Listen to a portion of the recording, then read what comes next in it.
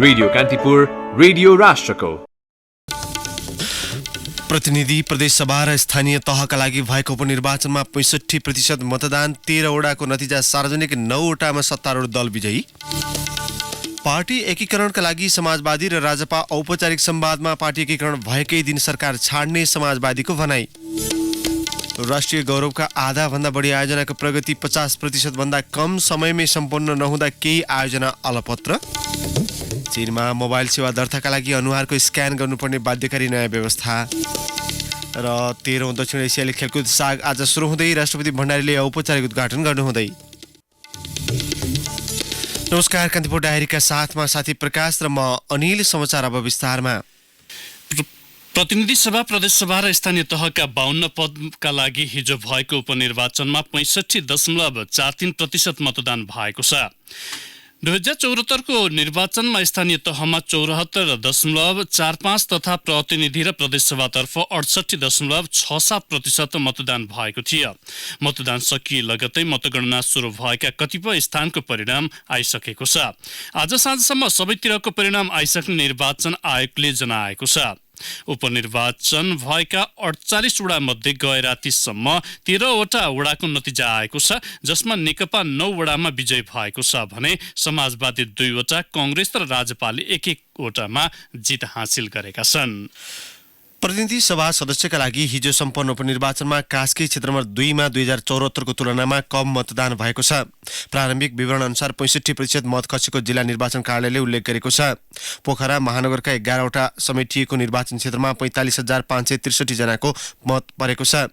2074 मा 70.6% मत खसेको थियो। यो हिजोको उपनिर्वाचनको भन्दा करिब 7.2% बढी हो। मतदाताहरू रोजगारी तथा अध्ययनका लागि यसलाई फेरि सुन्नुहोस्। यो हिजोको उपनिर्वाचनको भन्दा करिब 7.2% बढी थियो। मतदाताहरू रोजगारी तथा अध्ययनका लागि बाहिर जानु, आफ्नो काम छाडेर मतदानमा नआउनु अहिले कम मत खसेको जिल्ला निर्वाचन अधिकारी महेन्द्रराज सुवेदीले बताउनु भयो। यसबीच कांग्रेसले सत्तापक्षले उपनिर्वाचनमा सरकारी साधन स्रोत दुरुपयोग गरेको आरोप लगाएको छ। सत्ताको संरक्षणमा भौतिक आक्रमण तथा अनेक भय र प्रलोभनका घटना भएको समेत उल्लेख गर्दै कांग्रेसले त्यसप्रति आपत्ति जनाएको हो। कांग्रेस केन्द्रीय कार्यालयका मुख्य सचिव कृष्ण प्रसाद पौडेलले हिजो विज्ञप्ति जारी गरी निर्वाचन निष्पक्ष र भयरहित वातावरणमा गराउनु पर्नेमा सरकारले आफ्नो पार्टीलाई विजयी गराउने ध्याउनमा सत्ता दुरुपयोग गरेको आरोप लगाएको छ। उपनिर्वाचनमा सत्ता पक्षको भूमिका निष्पक्ष नहुनु लोकतान्त्रिक अभ्यासका लागि समेत प्रतिकूल भएको टिप्पणी कांग्रेसले गरेको छ। यसबीच प्रतिनिधि सभा अन्तर्गत कास्कीमा भएको उपनिर्वाचन, त्यसको परिणामबारे जानकारी दिन सहकर्मी लाल प्रसाद शर्मा यति बेला हाम्रो टेलिफोन सम्पर्कमा हुनुहुन्छ। लाल प्रसाद ज्यू, हजुर हजुर, के छ अहिले त्यहाँको मत परिणामको पछिल्लो अवस्था? मत परिणामको पछिल्लो अवस्था अनुसार यहाँ चाहिँ हिजो बेलुका 10:30 बजेबाट जुन मतगणना गर्ने भन्ने सर्वदलीय सहमति भएको थियो, तर केही जुन त्यो मतगणना पुगेका विभिन्न दलका त्यो जुन प्रतिनिधिहरू हुन्छन् उनीहरू बीच सामान्य विवाद भएर राति आज बिहान 2 बजे मात्रै मतगणना सुरु भएको थियो। तर अहिलेसम्म यो काशी क्षेत्र नम्बर 2 मा पोखरा महानगरपालिका 11 वडा पर्छन्। त्यसमध्ये वडा नम्बर 33 को मात्रै 5,643 मत मात्रै गणना भएको छ। त्यसमा नेकपाका उम्मेद्वार वृद्ध भट्टराईले 3,276 मत ल्याउनु भएको छ भने नेपाली कांग्रेसका खेमराज पौडेलले 2,115 मत ल्याउनु भएको छ र अहिले भर्खरै वडा नम्बर 21 को मतगणना सुरु भएको छ। अब यो मत परिणाम सुरुवात त भएको छ, आज दिनभरिमा मत परिणाम आउने सम्भावना रहन्छ त्यहाँ? के छ गणनाको अवस्था? आज भरेसम्ममा आइपुग्ने भन्ने हामीलाई यो मुख्य सहायक निर्वाचन अधिकृतले जानकारी गराउनु भएको छ र अहिले पनि अब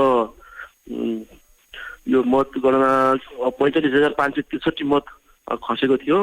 अब आज रातिसम्ममा यसको मत परिणाम आउँछ। हवस् त, जानकारीका लागि धन्यवाद छ। पोखरा सहकर्मी हुनुहुन्थ्यो लालप्रसाद शर्मा र पोखरामा 5643 मतगणना भइसकेको छ। त्यसमा नेकपाकी उम्मेद्वार विद्या भट्टराईले 3276 मतका साथ अग्रता बनाउनु भएको छ भने नेपाली कांग्रेसका तर्फबाट उम्मेद्वार रहनु भएको छ खिमराज पौडेल। उहाँले 2115 मत प्राप्त गर्नु भएको भनेर हामीलाई जानकारी गराउनु भएको थियो। उहाँले यसैगरी प्रदेश सभातर्फ भक्तपुर 1 मा मतगणना जारी छ। त्यहाँ नेकपाका तर्फबाट देवी प्रसाद ढकाल, कांग्रेसका तर्फबाट कृष्ण भडेल, साझा पार्टीबाट सुरज प्रधान र नेपाल मजदुर साझा पार्टीबाट सुरज प्रधान चुनावी प्रतिस्पर्धामा हुनुहुन्छ। त्यहाँ मतगणना भइरहेको छ। बागलुङ 2 मा भने अहिले बिहान 7 बजे सर्वदलीय बैठक बसेपछि मात्रै मतगणना सुरु हुने भनेर हाम्रा जिल्ला सहकर्मीले हामीलाई जानकारी दिएका छन्। बागलुङ 2 ख मा खिमबहादुर साई राष्ट्रिय जनमोर्चाबाट, जित शेरचन कांग्रेसबाट र सन्तोष भण्डारी विवेकशील पार्टीबाट चुनावी प्रतिस्पर्धामा हुनुहुन्छ। दाङमा पनि मतगणना केही बेरमा सुरु हुने भनेर हामीलाई हाम्रा सहकर्मीले जानकारी दिएका छन्। धरान उपमहानगरपालिकाको मेयरका लागि भएको मतदानमा नेपाल कम्युनिस्ट पार्टी नेकपाका प्रकाश राईले 2309 मतका साथ अगाडि हुनुहुन्छ भने वडा नम्बर 18, 19 र 20 को मतगणना सकिँदा कांग्रेसका तिलक राईले 2292 मतका साथ राईलाई पछ्याइरहनु भएको छ।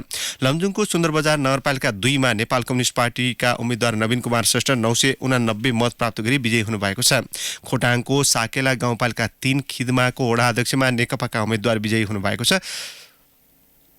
यस्तै दाङको घोराई उपमहानगरपालिका 16 मा कांग्रेसका उम्मेद्वार ताराबहादुर डाङ्गी विजयी हुनु भएको छ। चितवनको भरतपुर महानगरको 1 र खैरनीका 2 वटा वडामा नेपाली कांग्रेस विजयी भएको छ। भरतपुर महानगरपालिकाको वडा नम्बर 16 मा नेपाली कांग्रेसका अमृतराज हमाल विजयी हुनु भएको छ। खैरनी 4 मा नेपाली कांग्रेसका देवबहादुर बस्नेत र खैरनी नगरपालिकाको वडा नम्बर 5 मा नेपाली कांग्रेसकी प्रतिमा कार्की विजयी हुनु भएको हो।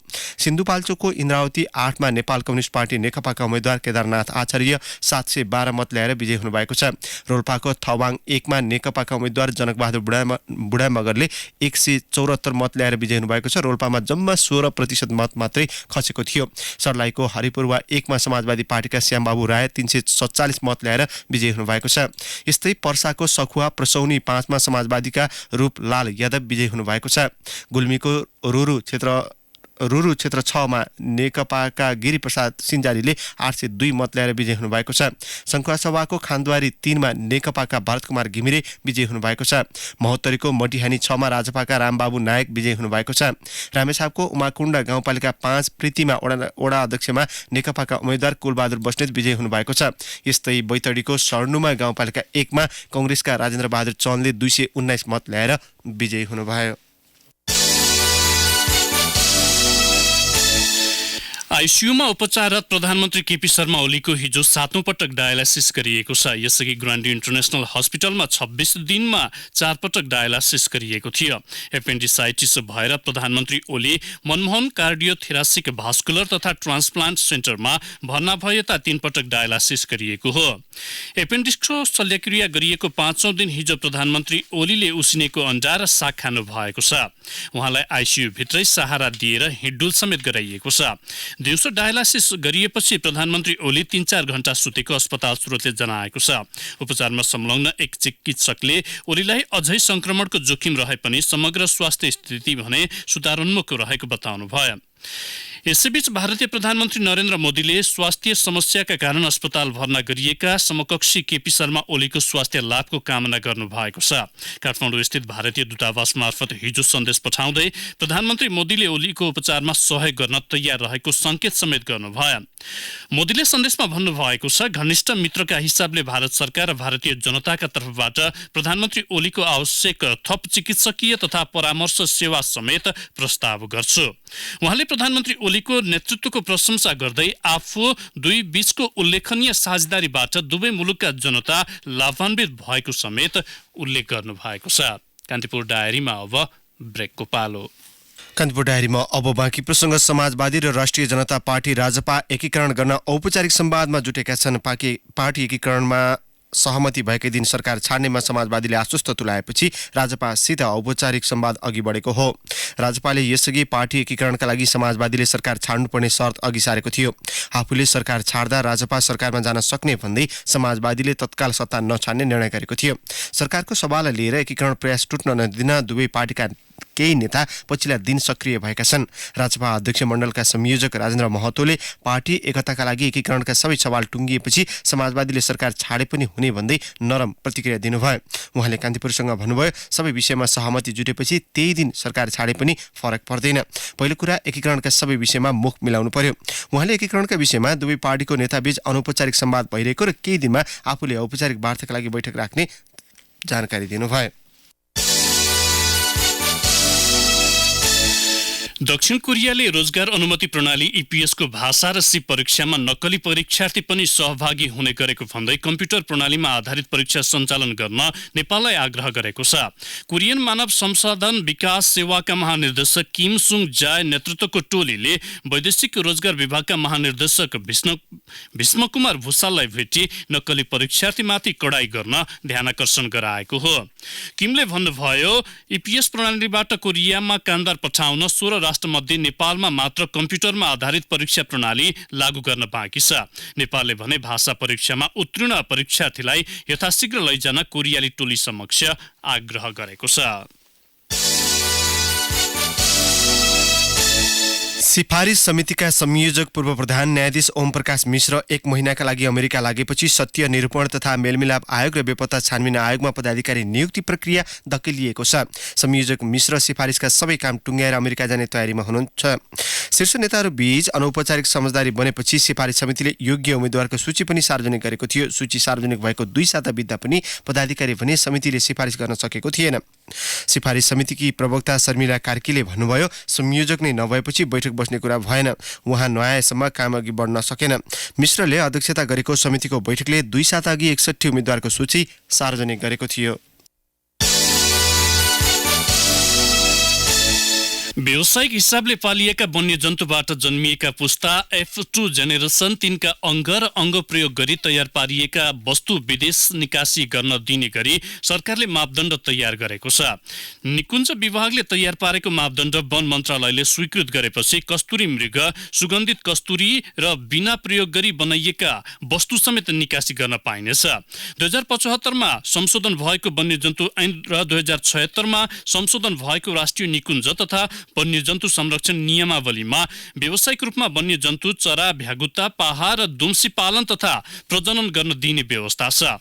वन्यजन्तुको दिगो संरक्षण, सम्वर्धन र सदुपयोग गरी आय आर्जनका अवसर वृद्धि गर्ने, वन्यजन्तु पालन गर्ने व्यक्ति समूह वा संस्थालाई अभिप्रेरित गरी महिला, गरिब तथा पिछडिएका वर्गको जीवनस्तरमा सुधार ल्याउने र पालनमा निजी क्षेत्रको सहभागितालाई प्रोत्साहन गर्ने भन्दै सरकारले वन्यजन्तु पालनलाई खुल्ला गरेको हो।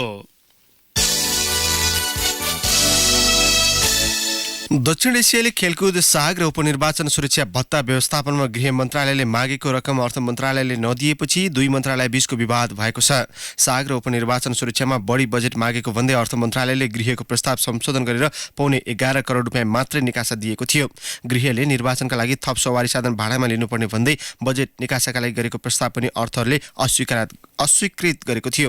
गृहले उपनिर्वाचन सुरक्षा भत्ताका लागि करिब 11 करोड रुपियाँ र साग सुरक्षा व्यवस्थापनमा 23 करोड रुपियाँ मागेको थियो। अर्थले साग सम्बन्धी बजेट एकमुष्ट रूपमा युवा तथा खेलकुद मन्त्रालयलाई दिएकाले त्यतैबाट व्यवस्था गर्न गृहलाई भनेको छ। नक्कली पत्थर देखाएर करिब 3 अर्ब रुपैयाँ ठगी गर्ने गिरोहको योजना असफल भएको छ। सर्वसाधारण र व्यापारीलाई बहुमूल्य पत्थर भन्दै ठगी गर्ने गिरोहका 5 जनालाई नेपाल प्रहरीको महानगरीय अपराध महाशाखाको टोलीले करिब 1 लाख मूल्य पर्ने पत्थर जन्य वस्तु सहित काभ्रेको पनौतीबाट पक्राउ गरेको हो।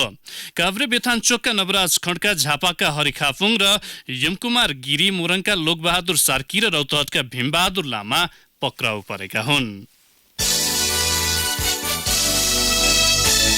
अब केही समाचार संक्षेपमा। पाटनको गाभल स्थित पूर्णचण्डी पोखरीको पुनर्निर्माण सकिएको छ। बगैँचा र केही भाग पानी नभएको ठाउँलाई समेटेर पुरानै आकारमा पोखरीको निर्माण सम्पन्न भएको हो। र कुपन्डोल पुल्चोक जावलाखेल हुँदै लगनखेलसम्म, लगनखेलबाट मङ्गल बजार र पुल्चोकबाट मङ्गल बजारसम्म 3वटा रुटमा साइकल लेन निर्माण हुने भएको छ। ललितपुर महानगरपालिकाका मेयर चिरीबाबु महर्जनले सडकमा रङ पोतेर हिजो साइकल लेन निर्माण कार्यको सुरुवात गर्नुभयो। कान्तिपुर डायरीमा पुनः ब्रेकको पालो। मेटलाइफ प्रस्तुत गर्दछ एजुकेसन प्रोटेक्सन प्लान, जसबाट पाउन सक्नुहुनेछ यहाँ र यहाँको बच्चाको दोहोरो जीवन बीमा। बच्चाको शिक्षा सुरक्षाको लागि बीमा शुल्क मिन्हा सहितको मासिक आय र बच्चाको उच्च शिक्षा, विवाह र व्यवसाय सुरु गर्न आकर्षक बीमा लाभ रकम। आजै यो जीवन बीमा लिएर बच्चाको भविष्यको लागि ढुक्क हुनुहोस्। थप जानकारीको लागि EPP टाइप गरी 32288 मा SMS पठाउनुहोस्। मेटलाइफ, तपाईसँगै जीवनमा अघि बढ्दै। नेपालीको क्यान्सर उपचार नेपालमै। Nepal cancer hospital and research centre Harisiddhi Lalitpur. Phone 01 525 1312 01 525 1312। गुणस्तरीय निदान र उपचार हाम्रो प्रतिबद्धता। मदन बहादुर, मैले त सानीमा ब्याङ्कको प्रायोरिटी पास लिएँ है। होइन, यो प्रायोरिटी पास भनेको के हो? विदेश गइरहनु पर्छ, इकोनोमी क्लासको टिकट काटेर एयरपोर्टहरूमा VIP लोन्सको सुविधा पाउने कार्ड हो क्या। आइडिया लाउनु पर्यो नि, आइडिया। के रे? हेर मदन बहादुर, यो कार्ड भएपछि एयरपोर्टको लाउन्जमा आराम गर्न पाइन्छ, पत्रिका पढ्न पाइन्छ, नेट चलाउन पाइन्छ, खान पाइन्छ, पिउन पाइन्छ, अनि कतिपय एयरपोर्टमा थाकेको बेलामा मालिस गर्ने सुविधा पनि पाइन्छ क्या। गजबै रहेछ नि त। अनि सानीमा ब्याङ्कको बचत खातामा अरू के पाइन्छ त्यो पनि भन्नु नि त। हेर मदन बहादुर, सानीमा ब्याङ्कले 6 घातक रोगको उपचारको लागि रु 3 लाखको बिमा पनि गरेको छ। भनेपछि ती घातक रोगको उपचार नपाएर मर्नु नपर्ने भयो नि त। हो नि मदन बहादुर, त्यति मात्रै हो र भने सानीमा ब्याङ्कको भिसा कार्ड भएपछि नेपाल भरका जुनसुकै ATM-बाट पैसा झिके पनि चार्ज लाग्दैन। बचतको ब्याज पनि सबैभन्दा बढी छ। पैसा चाहिँ कतिको सुरक्षित छ नि? सानीमा त एकदमै सुरक्षित छ। सबैभन्दा कम खराब कर्जा भएको ब्याङ्क नै सानीमा ब्याङ्क हो। गत 7 वर्षदेखि यसको बिग्रेको ऋण त 0 बराबर छ नि। सानीमा जस्तो राम्रो ब्याङ्कमा खाता खोल्नु, सम्पूर्ण सुविधाको उपयोग गरौँ। अनलाइन खाता खोल्नका लागि www.sanimabank.com मा लगइन गर्नुहोला। थप जानकारीका लागि 98 0119 0119 मा सम्पर्क गर्नुहोला। कान्तिपुर डायरीमा अब आर्थिक प्रसङ्ग। लामो समयदेखि निर्माण थालिएका 21वटा गौरवका आयोजना मध्ये 11वटा आयोजनाको प्रगति 50% भन्दा कम छ। नेपाली सेनाले ठेक्का लिएको 72 किलोमिटर लामो काठमाडौँ तराई द्रुत मार्गको प्रगति 7% मात्रै छ। नेपाली सेनाका प्रवक्ता विज्ञानदेव पाण्डेले भन्नुभयो, एकैचोटि सक्ने गरी काम भइरहेको छ। कामको गति बढाइरहेका छौँ। कल्भर्ट, पुल, सडक निर्माण लगायतको काम भइरहेको छ। 2074 जेठ 14 मा शिलान्यास भएको सो सडकको 4.5 वर्षभित्रमा निर्माण सक्ने लक्ष्य छ। सेनाले समयमै काम सक्ने दाबी गर्दै आएको छ। यस्तै 2044 सालमा सुरु बबई सिँचाइ आयोजनाको प्रगति सन्तोषजनक छैन। आयोजनाका निर्देशक मधुकर राणाले भन्नुभयो, यो पुरानो आयोजना हो, पहिला थाहा भएन, अहिले काम भइरहेको छ। सबैभन्दा पुरानो लुम्बिनी क्षेत्र विकास कोष छ। 2042 सालमा सुरु आयोजनाको हालसम्म प्रगति 82% छ।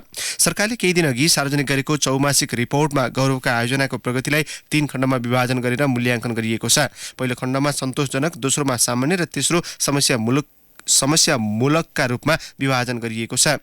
मोडालिटी निर्धारण हुन बाँकी र समस्यामूलक आयोजनामा निजगढ दोस्रो, अन्तर्राष्ट्रिय विमानस्थल, बुढीगण्डकी जलविद्युत आयोजना, रेलमार्ग निर्माण, मेलम्ची खानेपानी आयोजना र पश्चिम क्षेत्री जलविद्युत आयोजना छन्। आयोजना समयमै निर्माण नहुँदा अलपत्र जस्तै बनेका छन्। भर्ना खुल्यो। अनुभवी प्राध्यापकबाट प्रयोगात्मक शिक्षण विधि सहित पढाइ हुने पूर्वाञ्चल विश्वविद्यालयबाट सम्बन्धन प्राप्त यस हिलसाइड कलेज अफ इन्जिनियरिङ कोटेश्वरमा शैक्षिक सत्र 2076-2077 को लागि BE सिभिल र BE इलेक्ट्रिकल कार्यक्रममा भर्ना खुल्यो। कलेजमा सम्पर्क गर्न हुन अनुरोध गरिन्छ। Phone number 01 51 47 207 51 47 010, mobile 98 011 27 974। नेपालमा सञ्चालित 2वटा ठूला दूरसञ्चार सेवा प्रदायकको आम्दानी निरन्तर घट्ने क्रममा रहेको छ। एनसेलले सार्वजनिक गरेको पछिल्लो त्रैमासिक वित्तीय विवरणमा पछिल्लो त्रैमासिकमा आम्दानी 5.2% ले घटेको छ। एनसेलले अंग्रेजी वर्ष 2019 को तेस्रो त्रैमासिकमा गरेको आम्दानी सन् 2015 यताकै न्यून हो। एनसेलको मातृ कम्पनी एजिएटाले सार्वजनिक गरेको वित्तीय विवरण अनुसार कम्पनीले पछिल्लो त्रैमासिक जुलाईदेखि सेप्टेम्बरसम्म 13 अर्ब 58 करोड रुपैयाँ आम्दानी गरेको छ। अब अन्तर्राष्ट्रिय प्रसङ्ग चीनमा मोबाइल सेवा दर्ताका लागि अनुहारको स्क्यान गर्नुपर्ने बाध्यकारी नयाँ व्यवस्था गरिएको छ। मुलुकमा इन्टरनेट प्रयोगकर्ताको पहिचानका लागि हरेक व्यक्तिले मोबाइल फोनको सिम लिनु अघि अनुहार स्क्यान गर्नुपर्ने नियम लागू गरिएको हो। जनगणनाका लागि समेत चीनले फेसियल पहिचान प्रविधि अर्थात् अनुहारबाट पहिचान खुलाउने प्रविधि प्रयोग गरेको थियो। पहिचानका लागि कडा नियम बनाएको चीनमा प्रविधिका कारण मुलुकभित्रैबाट समेत चर्को विरोध भइरहेको छ। मोबाइलको नयाँ सेवा लिनका लागि राष्ट्रिय परिचय पत्र 1 प्रति फोटोसहित अनुहारको स्क्यान गर्नुपर्नेछ, जसका कारण पहिचान लुकाएर इन्टरनेट वा मोबाइलको प्रयोग रोकिने चिनिया प्रशासनले विश्वास लिएको छ। पहिचान लुकाएर इन्टरनेटमा राखिने विचारका कारण समेत चिनिया प्रशासनले दबाव खेप्नु परेकाले त्यसलाई रोक्न कडा नियम ल्याइएको अधिकारी कर्मीहरूको भनाइ छ। अब खेल प्रसङ्ग। दक्षिण एसियाली खेलकुद आफ्नो जन्मभूमि फर्किएको छ। छोटकरीमा साफ हुँदै सागको नाममा परिचित यस क्षेत्रीय खेलकुद स्पर्धा नेपालले तेस्रो पटक आयोजना गरेको हो। दक्षिण एसियाको ओलम्पिक मानिने यो प्रतियोगिताको 13औं संस्करण पनि हो। इभेन्टका हिसाबले यो अहिलेसम्मकै सबैभन्दा ठूलो प्रतियोगिता। आयोजक नेपाल यसलाई अहिलेसम्मकै भव्य बनाउन लागि परेको छ। भलिबलको स्पर्धा 4 दिन अघि नै सुरु भएको छ। राष्ट्रपति विद्यादेवी भण्डारीले आज साँझ उद्घाटन गरेपछि सागको औपचारिक सुरुवात हुनेछ। पूर्वाधार निर्माण भने अन्तिम समयमा पनि पूर्ण हुन सकेको छैन। मुख्य खेल स्थल दशरथ रङ्गशालाको भित्री ढोका छिर्ने ठाउँमा हिजो पिच गर्ने कार्य जारी रहेको छ। साधो बाटो स्थित पौडी पोखरीलाई हिटिङ सिस्टमको बनाइए पनि पोखरीमा अझै पानी हालिएको छैन। लगनखेल स्थित आर्मीको कभर हलमा उसुको म्याट बिछ्याउन बाँकी छ। बन्दुक नआएका कारण सुटिङका खेलाडीले 10 वर्ष पुरानै हतियार चलाउनु पर्ने बाध्यता छ। अन्यका पनि खेल सामग्री आइपुगेका छैनन्।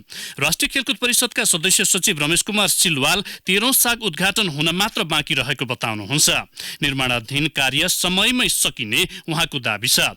सन् 2016 को फेब्रुअरीमा भारतको गुवाहाटी र सेलोङमा भएको पछिल्लो संस्करणमा नेपालले आयोजनाको झण्डा लिएको थियो, तर दशरथ रङ्गशालाको पुनर्निर्माण सहित अन्य भौतिक पूर्वाधार तयार नहुँदा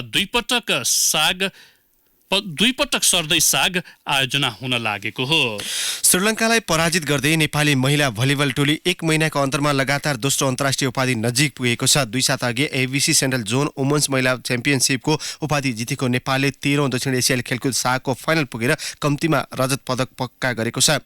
दक्षिण एसियाली खेलकुदमा महिला भलिबलतर्फ नेपालले पहिलोपल्ट फाइनल यात्रा तय गरेको हो।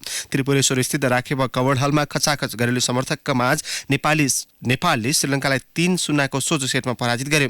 दक्षिण एसियाकै बलियो टोली मध्ये एक श्रीलङ्कालाई नेपालले सोझो सेटमा हराएको पनि पहिलोपल्ट हो। सुरुवाती 2 सेटमा नेपालले कुनै समय पछाडि नपरेर 25-14, 25-17 सेट आफ्नो पक्षमा बनाए। तेस्रो सेटमा आरामदायी देखिएको नेपाल सुरुदेखि नै पछि पर्यो। 12-12 को बराबरीबाट अग्रता लिएको नेपालले त्यसपछि पछाडि फर्केर हेर्नु परेन। तेस्रो सेट 25-21 ले जितेर नेपालले इतिहास कायम गर्यो।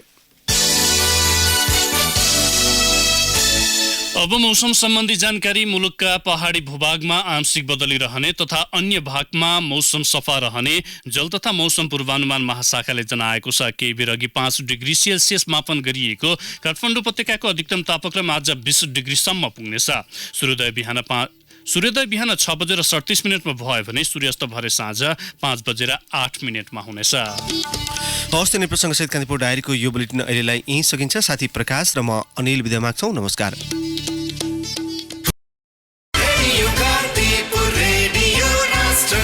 सूचना र मनोरञ्जनको संवाहक रेडियो राष्ट्रको रेडियो कान्तिपुर।